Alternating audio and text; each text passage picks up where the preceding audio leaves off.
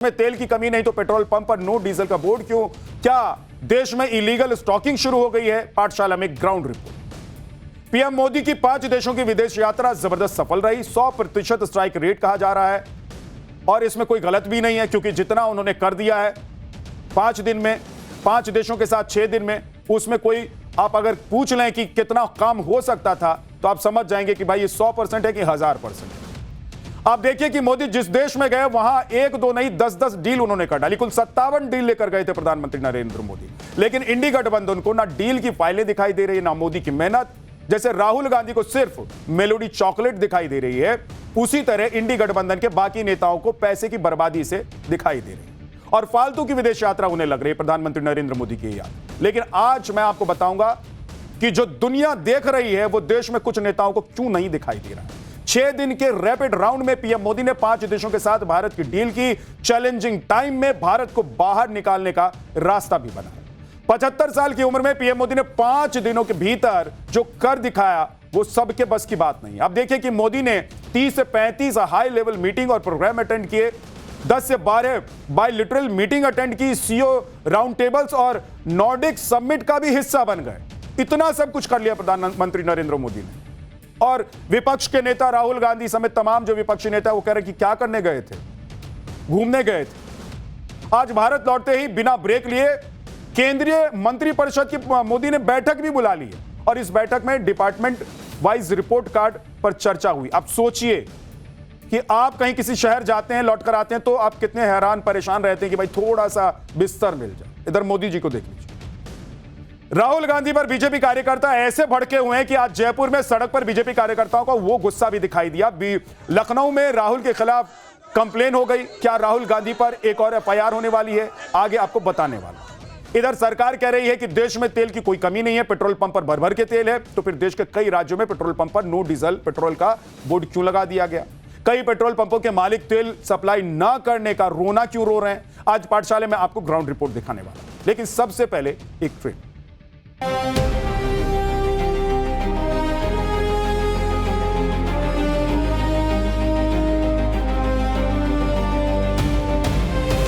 मोदी जी क्या करने वाले हैं? देश को उपदेश देते हैं, प्रवचन देते हैं और विदेश चले जाते हैं। इसने बड़े परिणाम भारत के भविष्य के लिए उत्पन्न करे। 57 आउटकम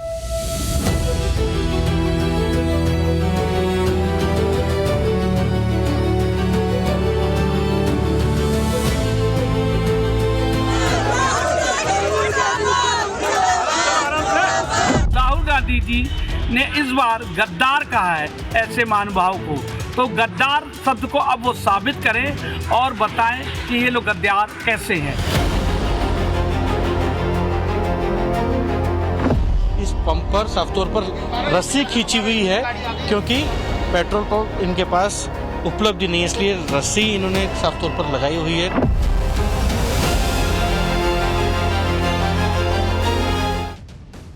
पीएम मोदी 5 देशों की विदेश यात्रा करके वापस दिल्ली लौट आए हैं। आज सुबह वो दिल्ली पहुंचे और दिल्ली में कदम रखते ही उन्होंने मंत्रिपरिषद की बैठक बुला ली। मतलब यहां लोग एक शहर से दूसरे शहर की यात्रा करने के बाद एक दिन रेस्ट करना चाहते हैं। आप कहीं से आते हैं जाते हैं तो आपको नहीं लगता अरे कमर में दर्द है, थोड़ा सा रेस्ट कर लें? आज दिल्ली से पटना आए हैं, एक दिन का आराम तो करने दीजिए।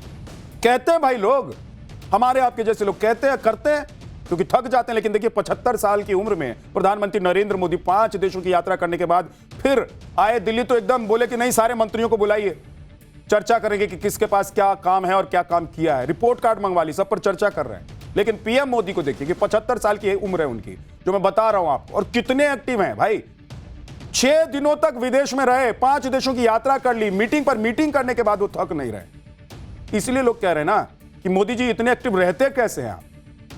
आज 7वें दिन भारत लौटते ही उन्होंने सभी मंत्रियों को लेखा जोखा लेकर बुला लिया कि आओ सारे रिपोर्ट्स कार्ड लेकर आ जाओ कि क्या क्या काम हुआ है।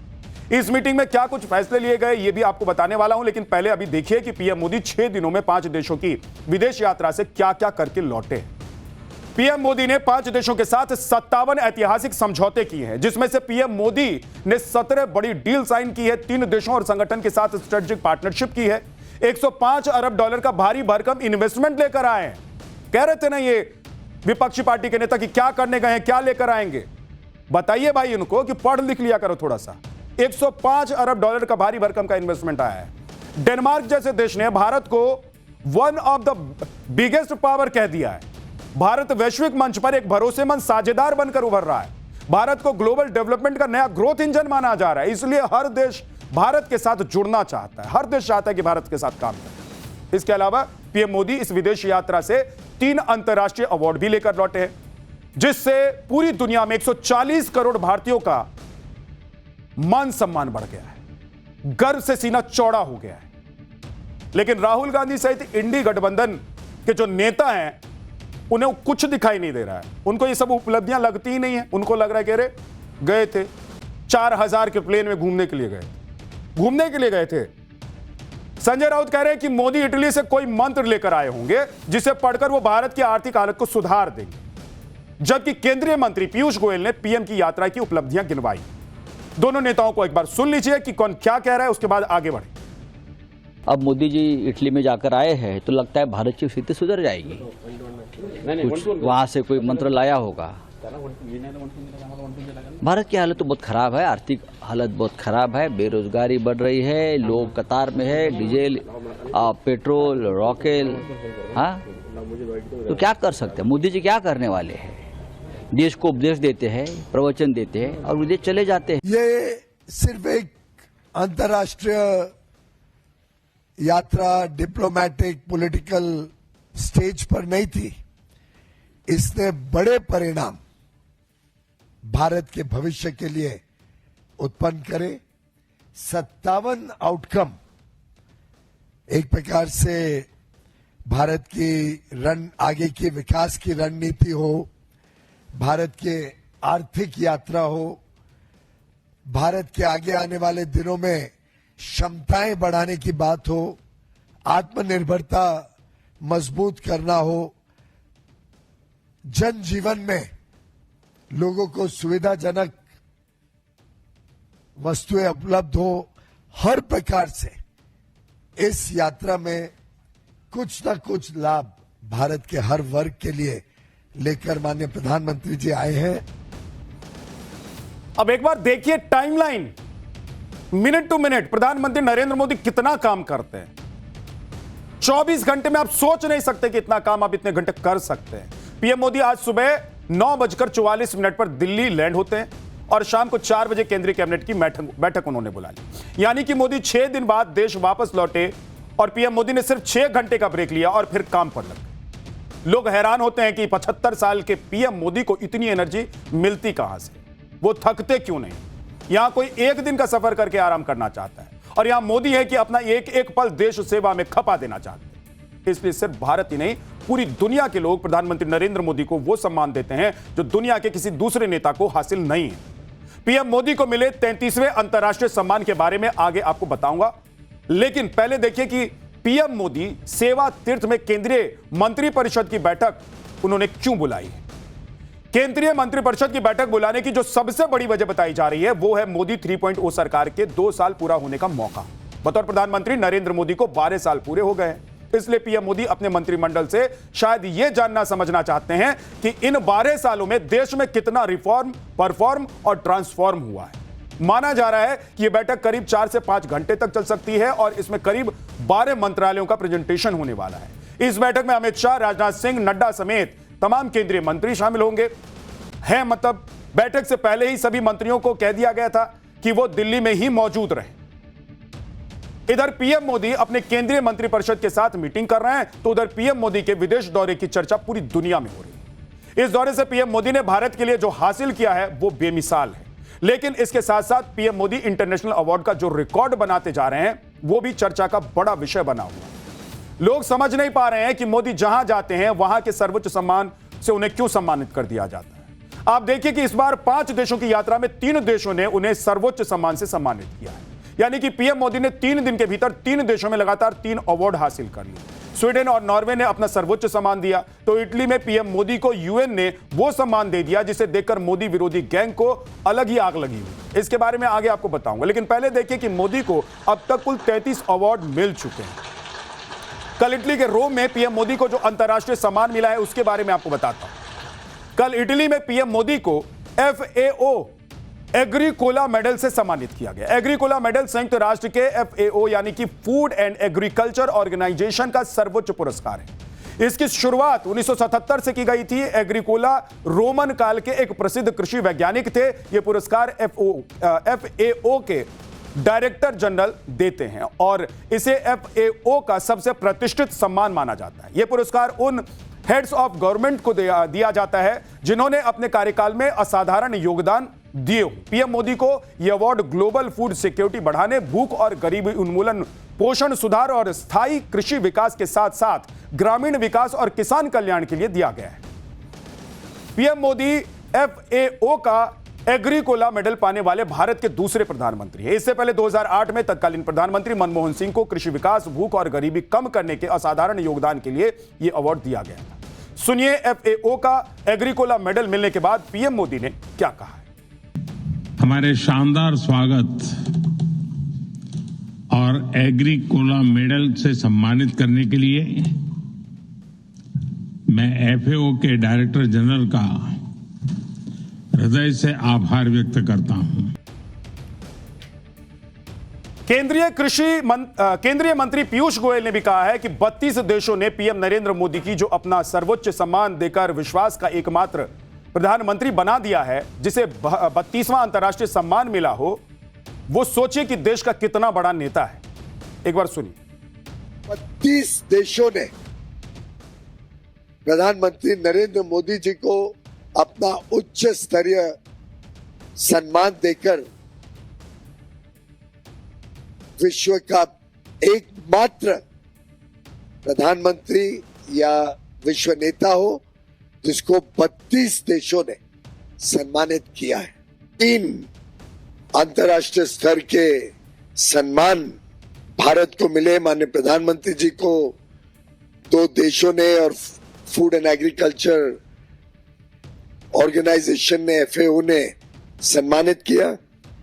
एक प्रकार से 5 देश, 5 दिन, लेकिन एक स्पष्ट संदेश। भारत विश्व पटल पर बड़ी मजबूती के साथ आज खड़ा है। विश्व भारत को सम्मान और विश्वास के साथ देखता है।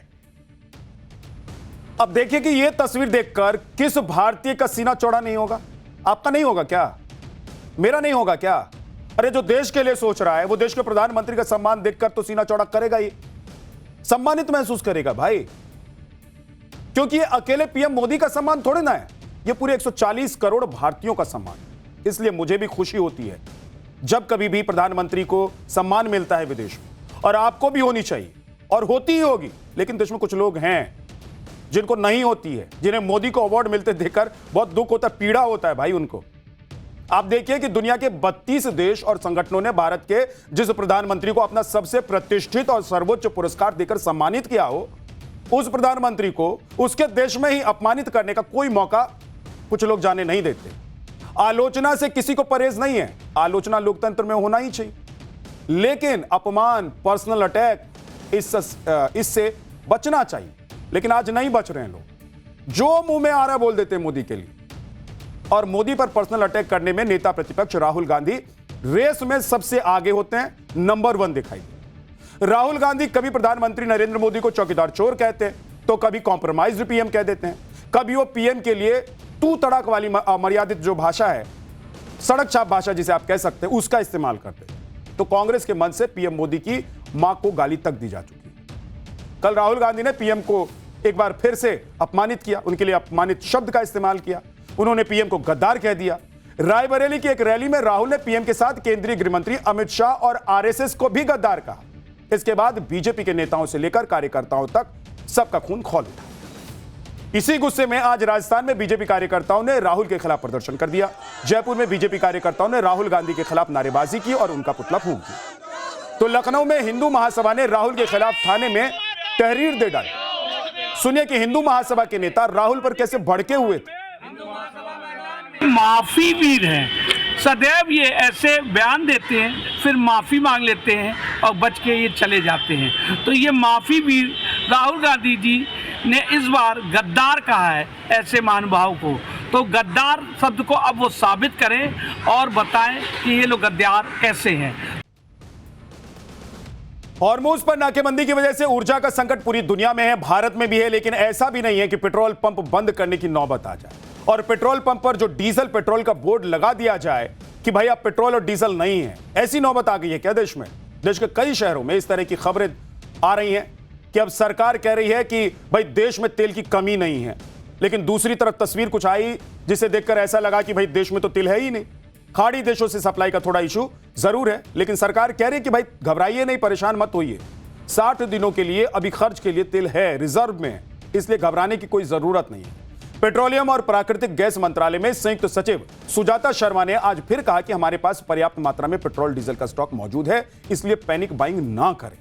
लेकिन आप देखिए कि देश में क्या हो रहा है। जयपुर की एक तस्वीर आपको दिखा रहा हूं, देखिए जयपुर की यह तस्वीर है। यहां एक पेट्रोल पंप पर नो डीजल का बोर्ड लगा दिया गया है। सुनिए इस पेट्रोल पंप के मालिक और कर्मचारी बता क्या रहे हैं, बोल क्या रहे हैं, सुन लीजिए।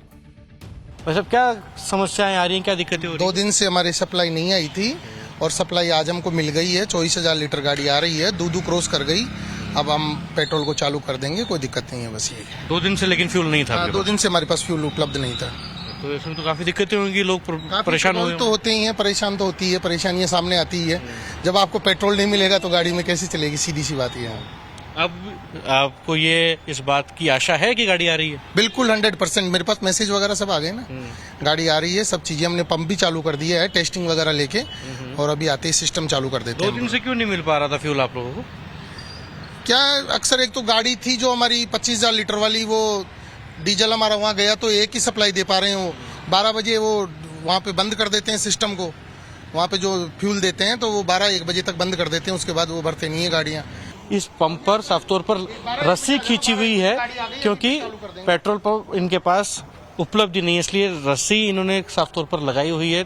और जो लोग हैं वो भी यहाँ पेट्रोल भरवाने के लिए आ रहे हैं, लेकिन इन्हें पेट्रोल मिल नहीं पा रहा। लेकिन अब इनका कहना है कि 2 दिन बाद ही सही, लेकिन अब जो पेट्रोल की गाड़ी है वो इनके पंप पर आने वाली है।